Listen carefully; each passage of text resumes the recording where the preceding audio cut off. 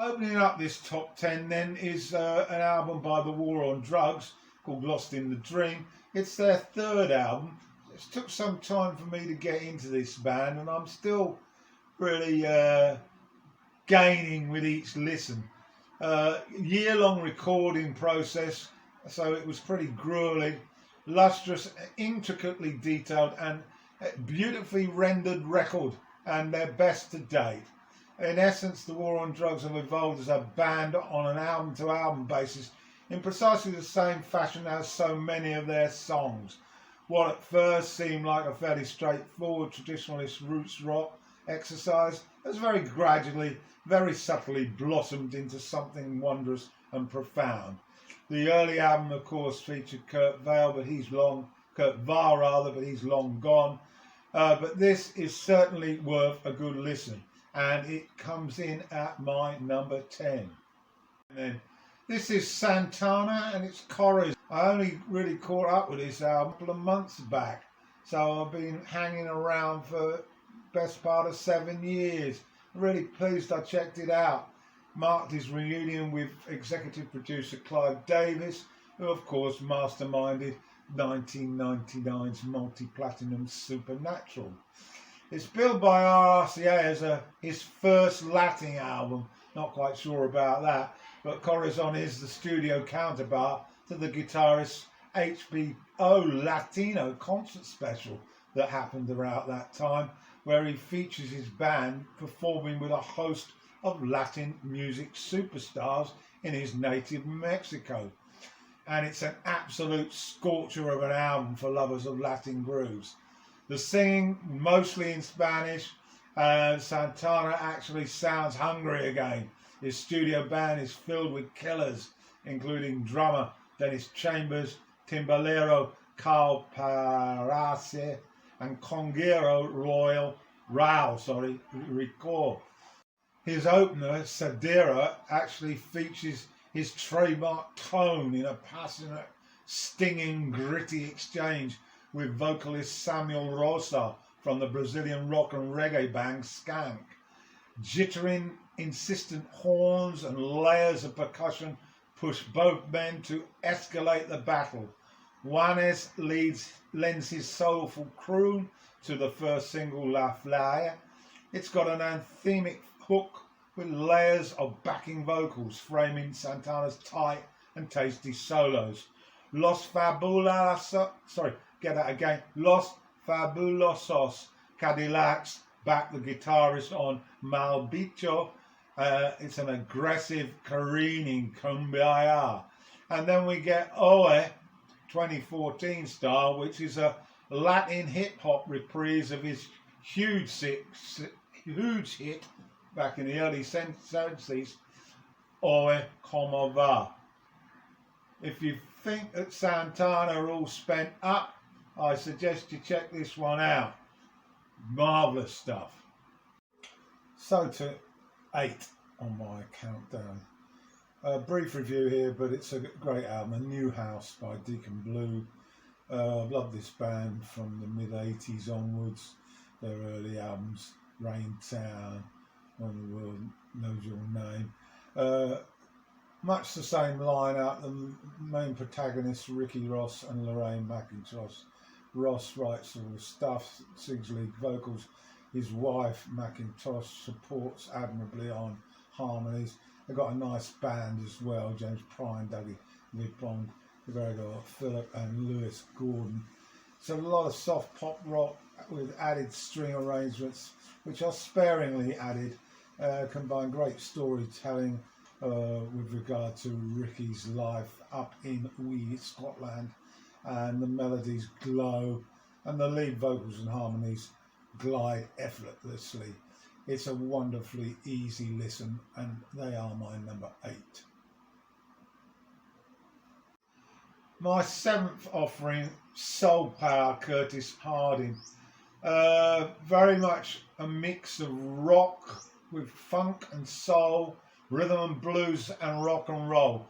First impression, it's a very listenable album, and the tracks float in and out and have an impact that reminds one of 60s soul and 60s R&B. but it's all updated. It's all fresh. Beautiful People has a 50s feel about it, and the Curtis Mayfield comparisons are evident, and they beckon again on I Need a Friend. Castaway has a nice liquid guitar break. Harding's solo debut, this one, and it shows the man is one of the best new R&B singers around. But even though the sound of these tunes certainly harken back to vintage soul, most of the southern variety, it has to be said, Harding doesn't suggest he's slavishly trying to replicate the past. Instead, this music fuses the sounds of the 60s and early 70s while injecting them with an edgy energy that's solidly contemporary. Harding's phrasing is warm, flexible and expressive without sinking into the frantic melisma that passes for R&B vocalization in the 21st century. And on these songs, he sings with the band, not over the band. And this is a very, very important part of the delivery. His interplay with the musicians is smart and full of life, and whether the music suggests the Rolling Stones, albeit surf, or a touch of Terence Trent D'Arby, or the Spinners, as heard on Keep On Shining, he sounds well focused and respectful of his accompanists, who perform with a lean, determined authority on these sessions. Soul may be Harding's strong suit, but he's not afraid to rock out at all. And on Drive and I Don't Want to Go Home, the guitars dominate these arrangements. I heard early bubblegum pop aka The Who in the mid-60s also, and the engineering and production gives these tracks a natural, spacious sound that flatters Harding and the band equally. Thoroughly recommended. Soul Power, Curtis Harding. Right, my sixth offering is a new artist for me, Lana Del Rey. Her album Ultraviolence. I found this very atmospheric, slow songs that are filled with theatrical melancholy, and it's a parade of women in trouble which seems to sift through the songs, and they're all mourning for men who treat them badly yet somehow remain irresistible. The lyrics are studied with her trademark iconography, awesome mood music with a vocal passionate and spine-chilling. It's challenging listening, that's for sure. It isn't a pretty picture of life. It's harsh and brutal. The slow rock beats immerse themselves in dream pop with lush strings, creating a classical baroque soundscape. Lana's vocals are impressive. She has an operatic feel, coupled with that wailing Kate Bush type accesses. This is an artist that I am very, very keen to follow, and of course we are a few years back and she has become hugely successful. Okay, so it's 2014. This is my fifth choice, and it's Morrissey. His 10th solo album, World Peace is None of Your Business. What a controversial title. Typical of the man, really. Just when you think human warmth is in short supply, on Morrissey's new album, The Old Devil Can Still Spring a Surprise. Empathy is in short supply, he states. The title track, a very melodic ballad, with luscious guitar solos. And here's an extract of the lyric, just to give you a taster. World peace is none of your business. You must not tamper with arrangements. Work hard and simply pay your taxes, never asking what for. Oh, you poor little fool. Oh, you fool. World peace is none of your business. Police will stun you with their stun guns, or they'll disable you with lasers or tasers. That's what government's for. The rich must profit and get richer, and the poor must stay poorer. So many people in pain. And now I want to just continue with the next extract, and this is from a track 7 minutes long. I'm Not a Man. Reflects his perception of himself via male stereotypes, and the arrangements are tremendous behind those pounding rhythms. Here we go then, verse 1. Don Juan, picturesque wife beater vest, cold hand, ice man, warring caveman. Well, if this is what it takes to describe I'm Not a Man, songs such as Smaller with Knife and Staircase at the University are melodically strong. They don't sink under the sheer weight of their arrangements.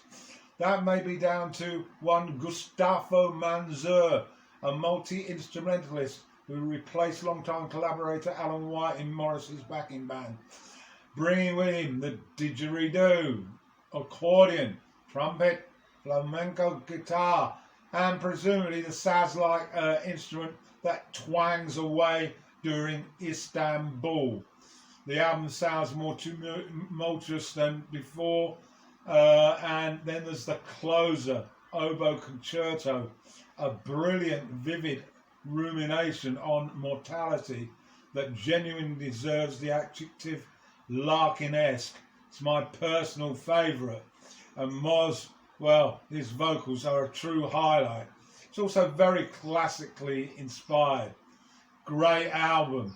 Get to listen to it. It's my number 5. To number 4 in my countdown, and my choice here is Morning Phase by Beck.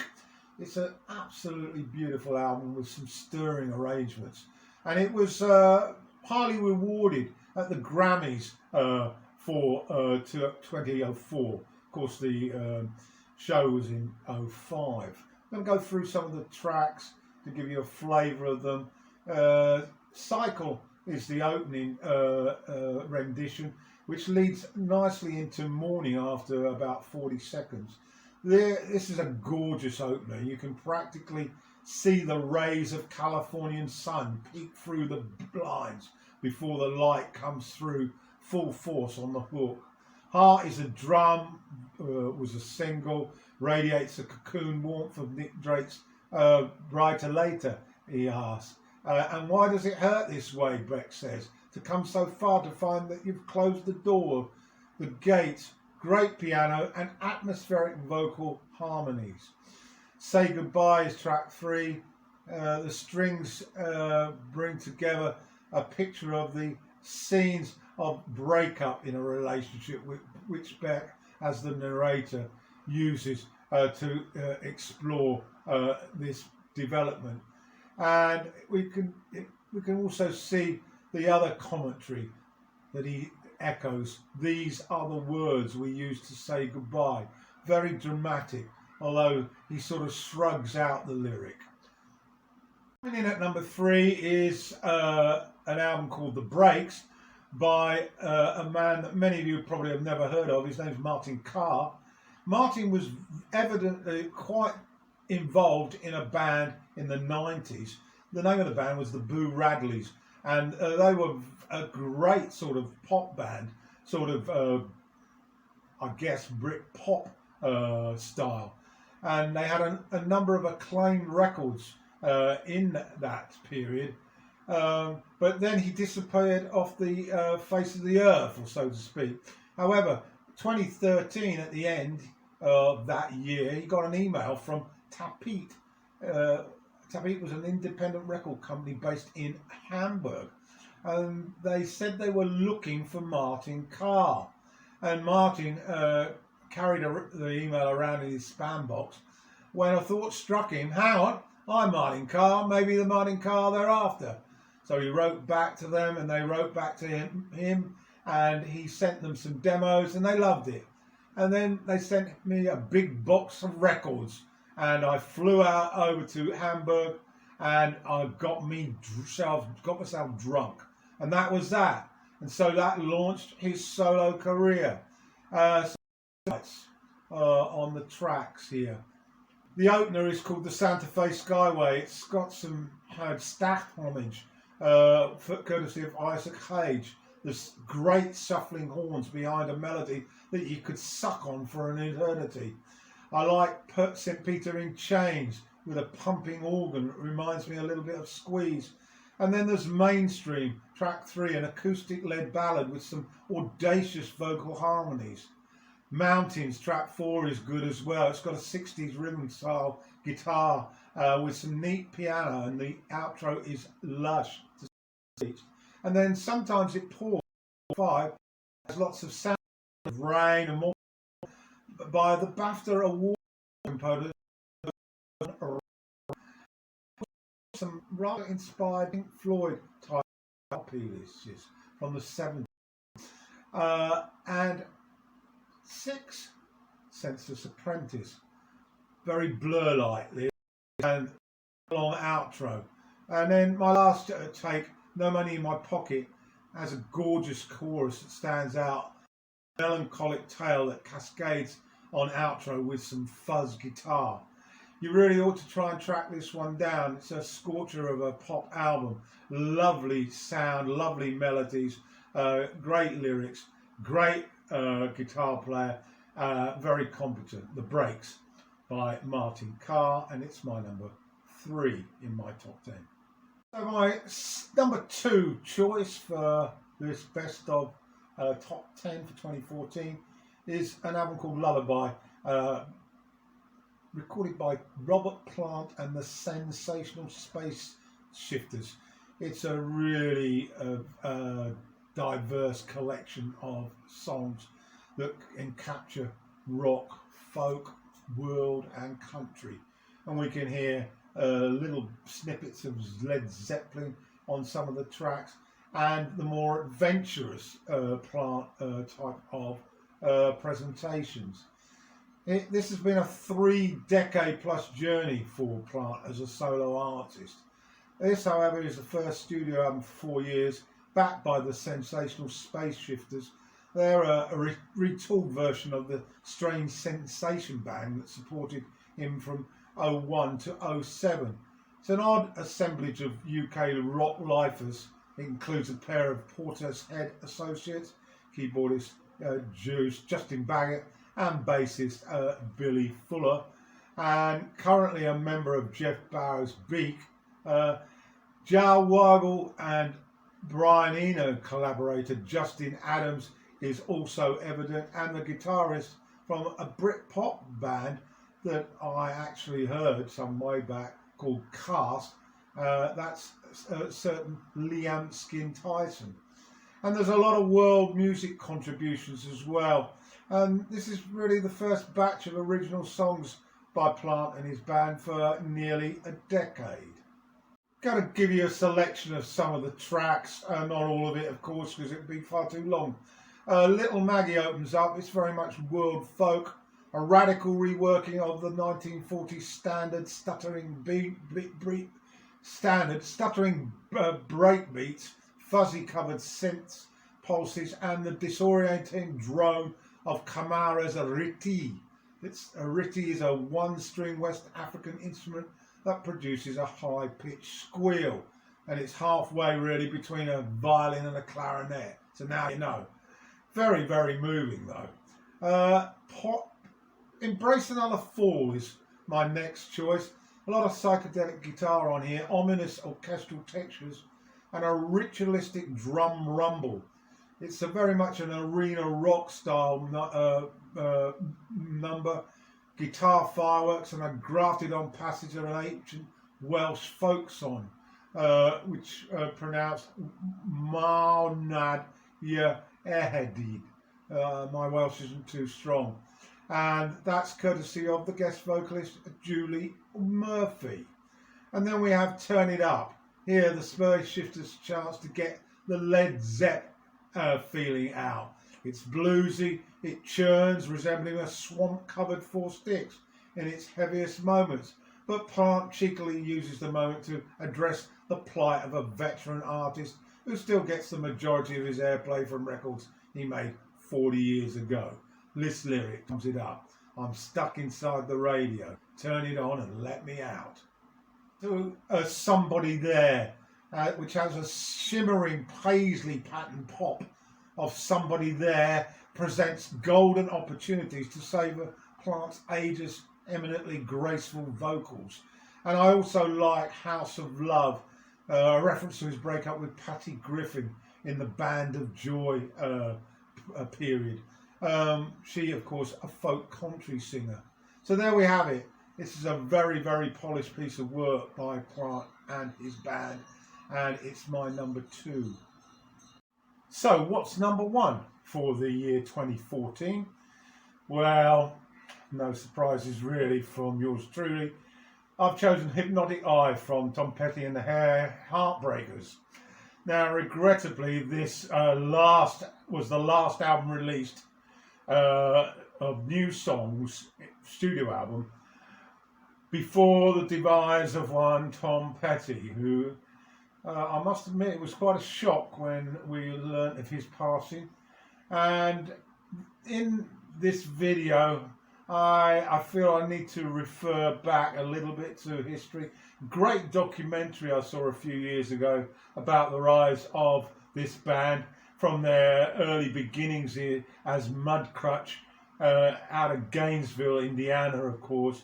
Then that extremely powerful 30th anniversary concert that I have on DVD. This, however, is a stylistic return to the band's first couple of albums.